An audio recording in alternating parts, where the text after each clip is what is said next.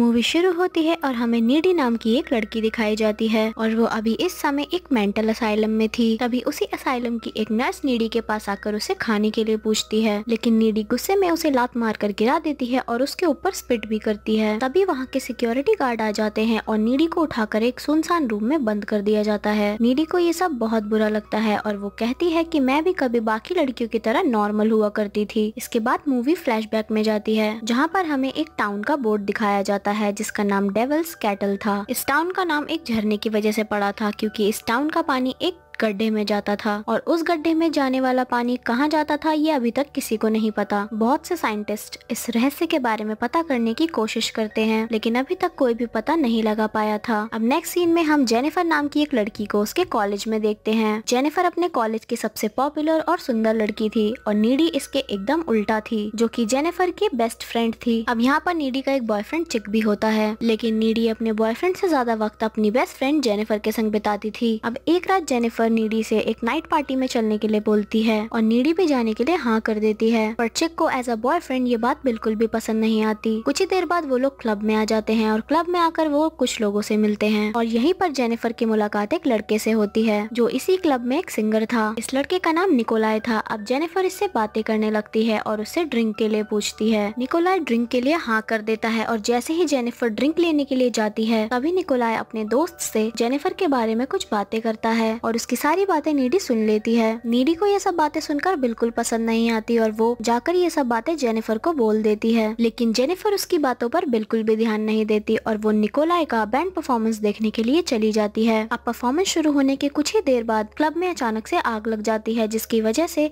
वहाँ पर भगदड़ शुरू हो जाती है। अब सब लोग वहाँ पर भागने लगते हैं। तभी नीडी और जेनिफर भी वहाँ की एक वॉशरूम की विंडो को तोड़कर बाहर आ जाती हैं। बाहर आकर वो देखती हैं कि पूरा क्लब आग में झुलस रहा है। इस दुर्घटना में बहुत सारे लोग मारे जाते हैं। अब तभी यहाँ पर निकोलाई आ जाता है और जेनिफर को अपने साथ चलने के लिए पूछता है, लेकिन नीडी उसे उसके साथ जाने के लिए मना करती है, पर जेनिफर तो निकोलाई के संग जाने के लिए हाँ कर देती है। अब जेनिफर निकोलाई के साथ जाने लगती है, लेकिन नीडी को ये बात बिल्कुल भी अच्छी नहीं लगती कि वो कुछ अजनबी लोगों के संग कहीं जा रही है। नीडी को निकोलाई पर बिल्कुल भी भरोसा नहीं था, इसीलिए घबराकर नीडी अपने बॉयफ्रेंड चिक को कॉल करती है और वो सारी बातें उसे बता देती है। वो बहुत डरी हुई थी कि कहीं जेनिफर के संग कुछ हो ना जाए। तभी उसके दरवाजे पर कोई घंटी बजाता है। तभी नीडी नीचे जाकर दरवाजा खोलती है, लेकिन बाहर तो कोई नहीं होता। इसके बाद वो दरवाजा बंद कर ऊपर जाने लगती है कि तभी उसको अपने किचन में से कुछ आवाजें आने लगती हैं। जब वो अंदर जाकर चेक करती है तो उसे यहाँ पर जेनिफर दिखाई देती है, जो कि पूरी तरह से खून में लथपथ थी। अब जेनिफर नीडी को यहाँ पर एक डरावनी अजीब सी स्माइल देती है और फिर फ्रिज से कच्चा ही मांस निकाल कर खाने लग जाती है। इसके बाद वो जानवरों की आवाज में चीखने भी लगती है। अब जेनिफर वहाँ पे काले रंग की उल्टी करती है और फिर वहाँ से चली जाती है। अब हम देखते हैं कि नेक्स्ट मॉर्निंग नीडी बैठकर जेनिफर के बारे में ही सोच रही थी और तभी वहाँ पर जेनिफर आ जाती है, जो कि पूरी तरह से नॉर्मल लग रही थी। नीडी जेनिफर से रात के बारे में पूछने लगती है। तभी वहाँ पर प्रोफेसर आ जाते हैं और पिछली रात हुए हादसे में मर जाने वाले लोगों के बारे में बातें करते हैं, लेकिन यहाँ पर जेनिफर ये सब सुनकर हंसने लगती है। नीडी को ये सब देखकर बहुत अजीब लगता है, जिसके बाद नीडी अपने बॉयफ्रेंड से जेनिफर की अजीब हरकतों के बारे में बताती है। अब दूसरी तरफ स्कूल की फुटबॉल टीम का कैप्टन जोनस ग्राउंड में खड़ा हुआ था, जो कि अपने दोस्तों की मौत से बहुत ज्यादा दुखी था। तभी जेनिफर उसके पास आती है और उसे बातों में फंसाकर जंगल में ले जाती है। अब यहाँ पर जंगल के बहुत सारे जानवर आकर उन दोनों को देखने लगते हैं। जोनस को ये सब बहुत अजीब लग रहा था और तभी जेनिफर का मुंह किसी जानवर की तरह खुल जाता है और वो जोनस को मार डालती है। इधर जोनस की चीख सुनकर प्रोफेसर वहाँ पर पहुँच जाते हैं और वो जोनस की लाश को देखकर डर जाते हैं। इसके बाद पुलिस वहाँ पर आ जाती है। अब रात के वक्त नीडी और जेनिफर फोन पर बातें कर रहे होते हैं। नीडी जेनिफर को बताती है कि मैं टाउन में हो रही इन सब अजीब चीजों से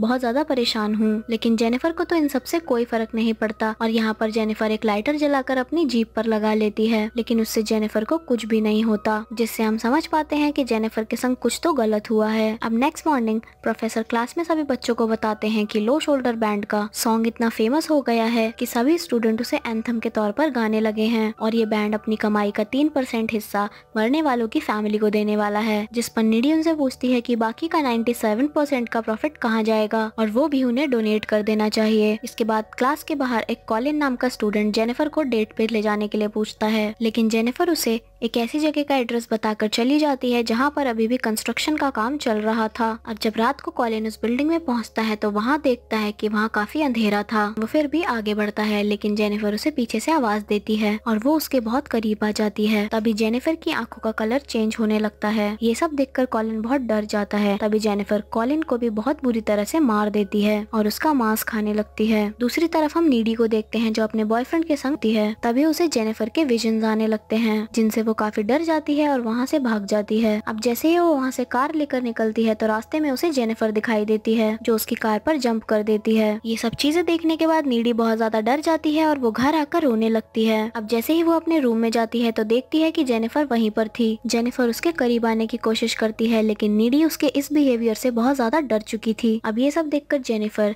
जिस रात क्लब में आग लगी थी उस दिन की पूरी स्टोरी नीडी को शुरुआत से बताती है। अब यहाँ पर हमें दिखाया जाता है कि निकोलाई और उसके बैंड मेंबर जेनिफर को उस झरने के पास लेकर गए थे। यहाँ पर वो अपने बैंड की सक्सेस के लिए जेनिफर की बलि देने वाले थे, यानी वो उसको मारने वाले थे शैतान के लिए। अब निकोलाई यहाँ पर जेनिफर से पूछता है कि क्या तुम वर्जिन हो। यहाँ जेनिफर डर के मारे उसे झूठ बोल देती है कि हाँ वो वर्जिन है, जिसके बाद निकोलाई जेनिफर को चाकू से स्टैब कर करके मार देता है और अपना रिचुअल कंप्लीट करता है। पर अब क्योंकि जेनिफर वर्जिन नहीं होती इसलिए वो फिर से जिंदा हो जाती है, लेकिन अब यहाँ पर डेविल ने उसकी बॉडी पर कब्जा कर लिया था और उसके अंदर इविल पावर्स भी आ गई थी। असल में निकोलाई का ये रिचुअल पूरा तो हो गया था जिस वजह से कामयाबी और शोहरत इन्हें मिलने वाली थी, लेकिन इस पूरे रिचुअल में सिर्फ एक ही गलती थी कि जेनिफर वर्जिन नहीं थी, इसीलिए उसके मरने की बजाय उसके अंदर इविल पावर्स आ गई थी। और शुरुआत में जब जेनिफर नीडी के घर आई थी तो वो कच्चा मांस खा रही थी, लेकिन असल में जेनिफर नीडी को मारने आई थी। लेकिन नीडी को वो इसलिए नहीं मार पाती क्योंकि वो उसकी बेस्ट फ्रेंड थी और कच्चा मांस खाकर ही वो वहाँ से चली गई थी। अब ये सब बातें बताते हुए जेनिफर अपने हाथ पर एक कट भी लगा कर दिखाती है जो तुरंत ही हील हो जाता है, लेकिन नीडी ये सब देखकर डर जाती है। इसके बाद नीडी जेनिफर को अपने घर से जाने के लिए बोल देती है। जेनिफर घर की विंडो से कूदकर वहाँ से चली जाती है। अब नेक्स्ट डे नीडी कॉलिन के फ्यूनरल में जाती है और उसके बाद वो लाइब्रेरी जाती है जो कुछ भी जेनिफर के साथ हो रहा था उसका सीक्रेट जानने के लिए। अब लाइब्रेरी में कुछ बुक पढ़ने के बाद नीडी को पता चलता है कि उन सभी बैंड मेंबर ने जेनिफर को वर्जिन समझकर उसकी बलि दे दी, जिसकी वजह से वो लोग फेमस तो हो गए पर जेनिफर की बॉडी पर डेविल ने कब्जा कर लिया और उसके अंदर इविल पावर्स आ गईं और अब वो जेनिफर नहीं रही। और यहाँ पर उसे ये भी पता चलता है कि अगर जेनिफर को खूबसूरत रहना है तो उसे इंसानों को मारकर खाते रहना होगा, लेकिन जेनिफर को मारने का सिर्फ एक ही तरीका है, उसके दिल पर वार करना। अब यहाँ पर नीडी को अपने बॉयफ्रेंड की चिंता होने लगती है कि कहीं वो भी जेनिफर का शिकार ना हो जाए। इसके बाद नीडी ये सब बातें चिप को बताती है, लेकिन वो उसकी बातों पर विश्वास नहीं करता और वहाँ से चला जाता है। इसके बाद सभी लोग स्कूल की हैलोवीन पार्टी के लिए तैयार हो रहे थे और यहाँ नीडी फंक्शन में पहुंचकर चिप का वेट करने लगती है। यहाँ चिप पैदल पैदल डांस पार्टी के लिए आ रहा था, लेकिन तभी जेनिफर वहाँ पर आकर उसे रोक लेती है और नीडी के बारे में उसे बहुत गलत बातें बताने लगती है। वो उसे बताती है कि नीडी तुम्हें चीट कर रही है और बातों बातों में ही वो चिप को सेड्यूस करने लगती है और उसे लेकर एक सुनसान जगह चली जाती है। दूसरी तरफ नीडी को एहसास होता है कि शायद जेनिफर चिप को नुकसान पहुंचाने वाली है, इसीलिए परेशान होकर वो चिप को अकेले ही ढूंढने के लिए निकल जाती है क्योंकि वो अभी तक डांस पार्टी के लिए नहीं पहुंचा था। इधर जेनिफर चिप को बहुत बहकाती है, लेकिन उसे ये सब अच्छा नहीं लग रहा था क्योंकि वो नीडी से बहुत प्यार करता था। जिसके बाद जेनिफर चिप को पानी में गिराकर उसे मारने लगती है। तभी वहाँ पर नीडी पहुँच जाती है और जेनिफर उन दोनों पर अटैक कर देती है, जिस वजह से चिप की वहीं पर मौत हो जाती है और इसके बाद जेनिफर वहाँ से भाग जाती है। नीडी को चिप की मौत से बहुत दुख पहुँचता है और वो रोने लगती है। अब नेक्स्ट सीन में नीडी जेनिफर के घर जाकर उस पर हमला करने लगती है और दोनों के बीच में काफी लड़ाई हो जाती है और इस दौरान जेनिफर नीडी के शोल्डर पर काट लेती है। अब यहाँ पर नीडी जेनिफर के गले से अपने BFF का नेकलेस निकाल लेती है, जिसके बाद वो जेनिफर को मार डालती है और जेनिफर की वहीं पर मौत हो जाती है। इन सभी चीजों को जेनिफर की मॉम देख लेती है और नीडी को जेनिफर के मर्डर के इल्जाम में सजा हो जाती है। अब मूवी प्रेजेंट टाइम में आती है जहाँ पर हम ये देखते हैं कि लड़ाई के टाइम जेनिफर ने नीडी को काट लिया था, जिस वजह से जेनिफर की पावर्स नीडी को मिल जाती हैं और नीडी अपनी पावर्स का इस्तेमाल करके इस मेंटल असाइलम से भाग जाती है। अब वो झरने के पास जाकर उस चाकू को उठाती है जिससे निकोलाई ने जेनिफर को मारा था। इसके बाद हमें वही बैंड दिखाया जाता है जो बहुत ही अमीर और फेमस हो गया है और काफी लग्जूरियस लाइफ जी रहा है, लेकिन अगले ही सीन में ये दिखाया जाता है कि उन सभी को किसी ने मार दिया है और आखिरी सीन CCTV फुटेज का होता है जहाँ पर ये दिखाया जाता है कि नीडी ने ही उन सबको मारा है और यहीं पर ये मूवी एंड हो जाती है। Thank you for watching.